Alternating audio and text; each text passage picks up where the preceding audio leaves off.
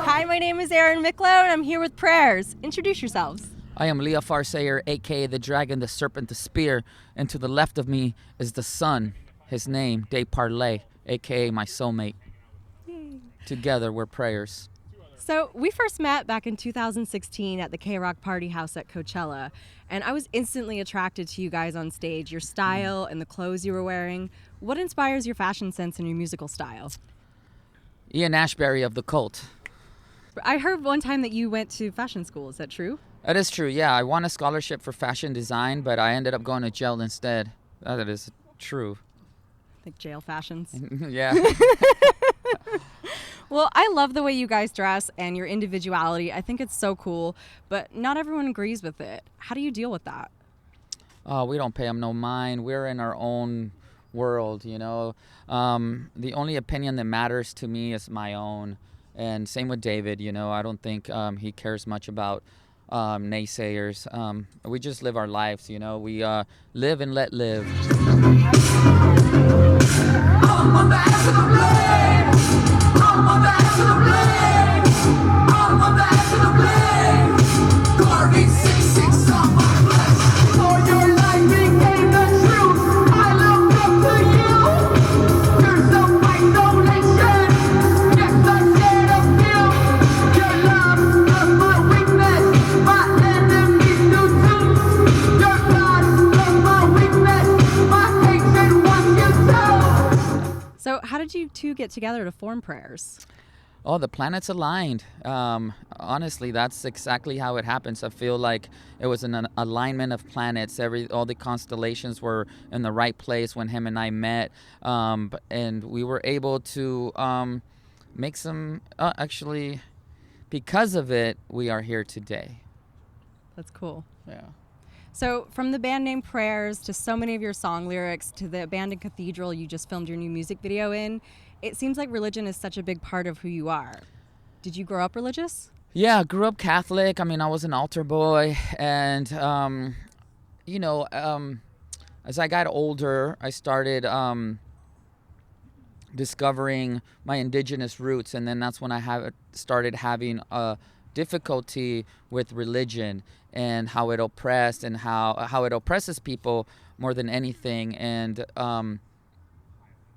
just the massacre that religion commits and committed on indigenous people. And after that, it was really difficult for me to continue on that path. So I chose the path of a seeker, really, which was basically me just trying to discover my own truth, for lack of better words.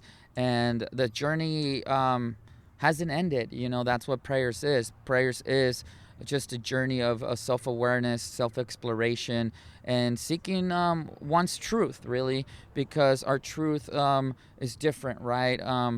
Some people believe in certain things, and at this point in my life, I have no gods and no masters. You know, I'm just an individual who's trying to find his own truth. That's cool. Yeah, I went to Catholic school for 6 years, so I can definitely feel that. I mean, it took me a long time, you know. It was in my system forever, and because it was beaten into us, you know. I feel like religion is definitely part of the human story, right? Yeah. I mean, you have so many Abrahamic religions, right? And they're the ones that control the world. And yet, you know, it's funny that the savages, you know, the indigenous people are the ones that really I feel are more connected to nature. And I feel that's my religion. My religion is nature.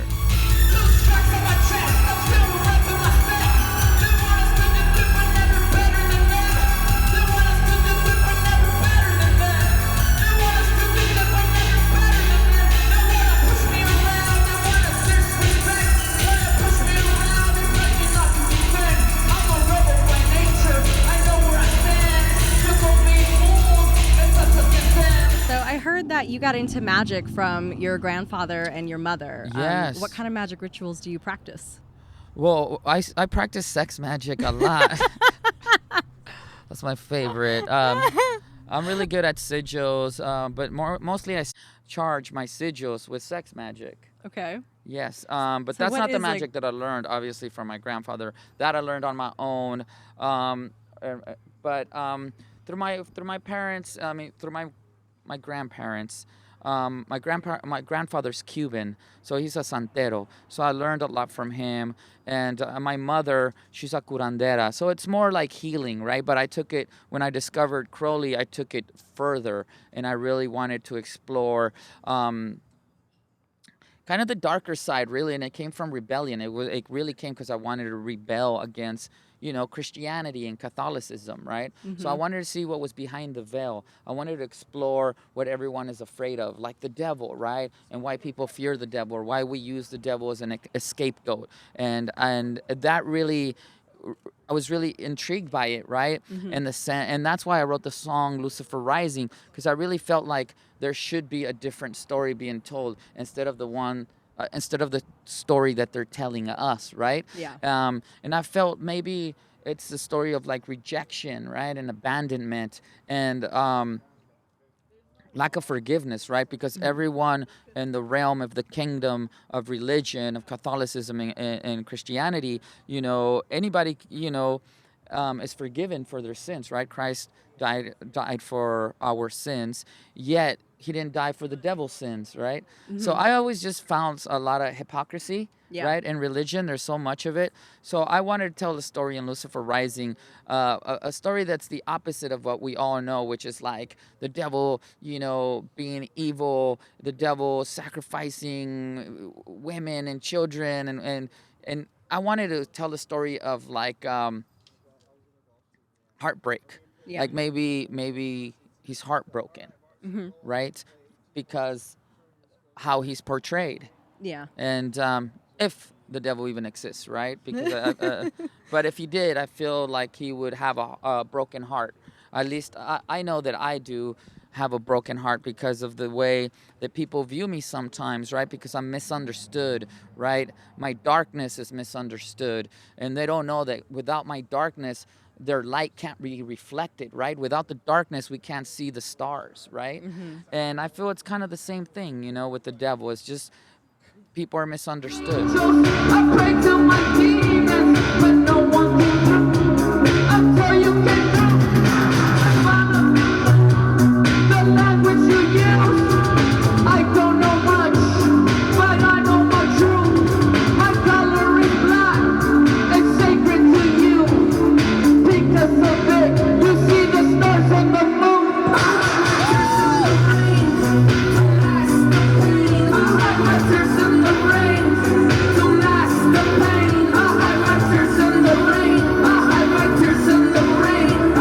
Dave is called the Scorpion because he was bit by a scorpion when he was a kid. Yes. But why do you call yourself the Serpent? Because the serpent is the bringer of truth, right? He's a liberator. The serpent brings knowledge. The serpent is Lucifer, right? It's the serpent, and also because of my indigenous roots, the feathered serpent, right, which is our god, right? The feathered serpent is our god. So, which I have tattooed on my torso. But there's tons of reasons that I can go on and on why I call myself the serpent, the dragon, and the spear. Mm-hmm. These are, that the serpent is the only creature that can look at the sun. That's interesting. It's the only creature that can look at the sun. Therefore, I am the only creature that can stare at David, because he is the sun. I can see that. Yeah. That's awesome. Anyone else is blinded by his light. He's pretty beautiful. You're He beautiful, is. Dave. He is. So you were discovered by Ian Astbury from The Cult. Yes. But I first heard about you guys when you worked with Travis Barker on your Yes. album Young Gods, where he drummed and produced. Oh, Travis is amazing. He's a great guy. We love him, and we love everything he's done for us. How did you link up with Travis? Instagram. Instagram? Through Instagram, yes. The powers of Instagram. Yes, Instagram's been good to us. So in how so did he many find ways. you then? Did he ever tell you like how he Yeah, discovered you? through Skinhead Rob from the Transplants. Yeah. He heard of us. He told. I think the story goes like this. Skinhead Rob was hanging out with Esteban Oriol. You know Esteban Oriol, Yeah, the yeah. famous photographer for Los Angeles. Yeah, I see him around the shows a lot. So they both kind of were talking about prayers, and they turned Travis on to us. So then Travis reached out.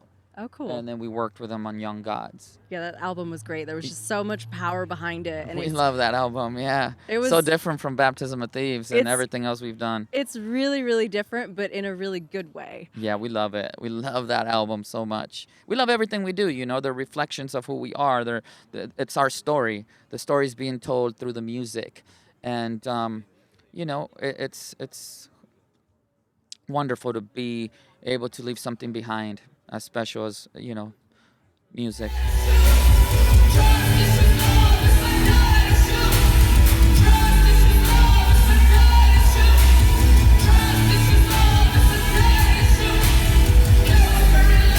So on your new album, Baptism of Thieves, you have a song that Kat Von D sings on, Black Leather. Black Leather. How did you link up with her to make that song? Travis Barker, he hooked us up, yeah. I wanted to release a single, Underneath the Stars. And I was in Travis's studio, we were talking, I played him the song, and I was telling him about the idea, the concept, the vision for this song's music video. And he was like, yo, you know who would be great for that is Kat Von D.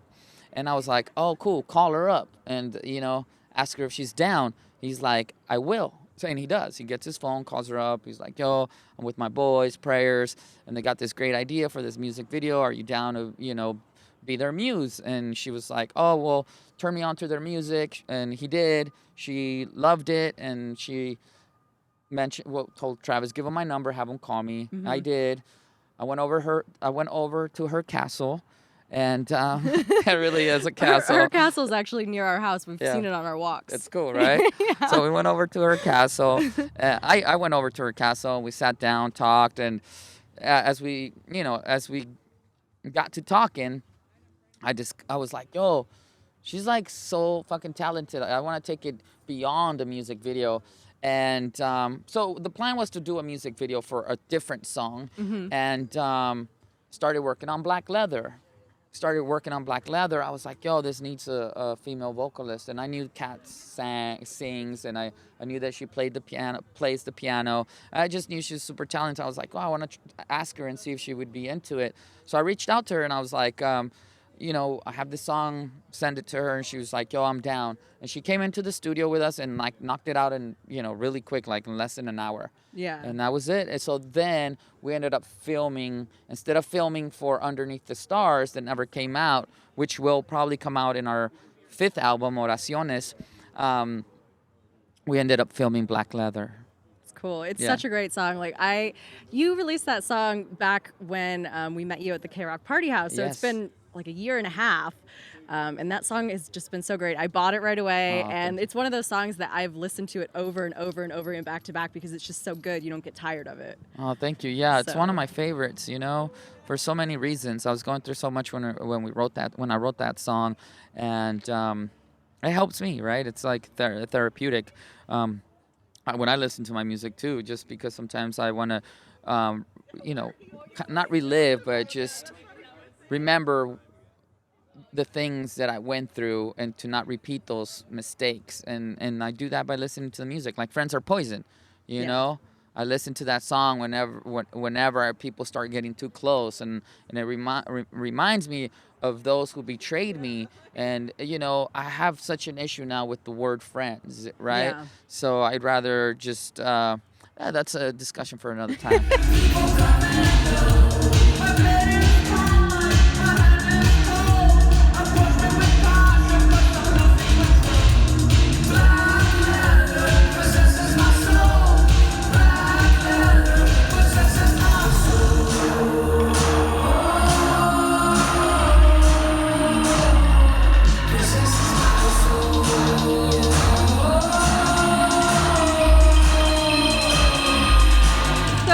On Black Leather, one last question about that. Who decided for the rooster crow in the beginning? That's so weird, but it works. It's okay.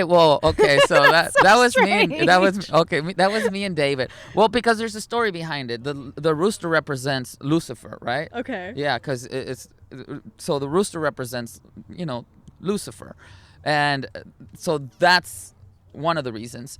The other reason is because we're huge fans of New Order, and Okay. we were making, not making fun, but we were talking about New Order, how they can't fail at anything they do. Like, they're just geniuses. And I was like, they're so dope that they can put a toad or a frog in one of their songs, and it just sounds amazing. The Perfect Kiss, right? So in The Perfect Kiss, they have that frog noise, and that, we were like, we're gonna put a rooster in ours. It worked. It's And weird. that was it. So it really was from two things. It was, paying homage to Lucifer, and then also like just paying homage to New Order, and trying to like, meet them where they left off with the frog, and we brought in the rooster. And we're Mexican, so the rooster. And David has a rooster tattooed on his arm, so That's cool. yeah, the fighting cocks. The new album, Baptism of Thieves, just came out. How long did it take you guys to record that? Because we've been touring and on the road, it actually took us like a year, just on and off. We didn't really work on it like straight. We would take time in between. We'd go in the studio, work on a couple songs, and then get on the road and work on videos and whatnot. And, family life too. We have families that we try to make time for. Yeah. It's important for us. I'm really close to my family, so is David. So, because, being on the road is rough. It really is challenging. So we try to make time for our loved ones, just so we can, recharge. So it took us a year. It took a year just on and off. Normally, David and I work really fast if we have the time. Like when we did SD Killwave, we did SD Killwave in 2 days. We did Gothic Summer in 1 week. Same thing with the Young Gods. Actually, we recorded Young Gods start to finish with Travis. Same thing, 1 week. But this is the one that took us the longest. And it was only just because it was hard to make time to record it. Yeah. So, and that's why, that's why it's not linear either. That's why it's very eclectic with the sounds, because we were going through different moods, experiencing different things throughout the year. And usually we'll encapsulate or we'll capture something immediately because we're in the studio a solid month or a solid week or whatever, so it's easy to capture an emotion or a feeling or whatever it is that we're going through at that time 'Cause it's so instantly. condensed. Yeah. But because this was spread out through a year, we went through so many different things, like Wild Roses, that again, it's like something between people that let me down. I'm still kind of just continuing stuff from Young Gods. I'm still dealing with my issues from Young Gods through the music today. Even like Edge of the Blade, when I say sleeping with the devil just to pay my rent. Those are sacrifices. That's a way of me saying all the sacrifices that we've had to make to be where we are, and that we continue to do. Yeah. Yeah, I saw in your Instagram stories over the last year, it seemed like you had a lot of time in the studio, but a lot of times it was like you were taking it easy while you were working. A lot of your friends rolled through and showed up. And it was really interesting, like just hearing clips of the new album as they were kind of being made, and seeing the process on your Instagram. I thought it was really cool. And I was excited because you weren't really saying that you were making a new album, but you were just in the studio. Yeah. And I was hoping. I was like, and we already have an album that's almost done too. Like, another one? Yeah, Oraciones. We're already 7 songs in. Oh, wow. And we're really excited about that album also. We'll probably, because we just released, Baptism of Thieves, we're gonna run this whole year with Baptism of Thieves, but probably 2019 or something, we'll have a new album, Oraciones, which hopefully we have time to sit down and finish it. But we're 7 songs in already without even wanting or trying. It's just like, and they're just, I don't want to say tracks that didn't make it on Baptism of Thieves. They're just tracks that we've been holding on to just for different reasons. Just different reasons, like sometimes, I don't want to say we hoard songs, but we really are kind of selective of what we put out there. Yeah. And some of these songs, we weren't sure if we wanted to share them with the world or even put them out there. But, David convinced me otherwise. He was like, no, we should put them out. So we are.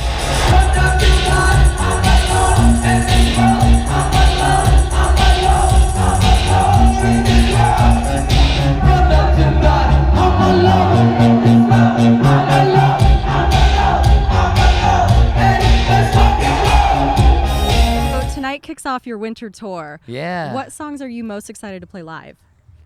What songs am I excited to play live? I always love doing Black Leather. it's hard to say, you know.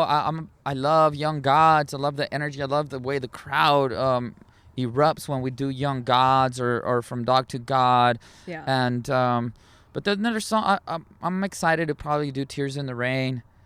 You know, it's refreshing to do new music too. I'm excited So to hear the new that's always songs. cool for us, you know, just new music, which for us is not old, honestly, you know, because we've been holding on Yeah. to this album for a while. But it's different, right? Listening to it is different than playing it. So it'll be fun to, you know, be on stage and hang out with our family, with our audience. That's Yeah. cool. Well, thank you guys so much for taking the time to talk to me. Thank you. I'm really excited to see you play tonight, and I'm really excited to hear all the new music. Thank you, live. love. Thank you. Thank you. We are Prayers, and you're watching Last Rockers TV. Soar to the night, soar to the beast.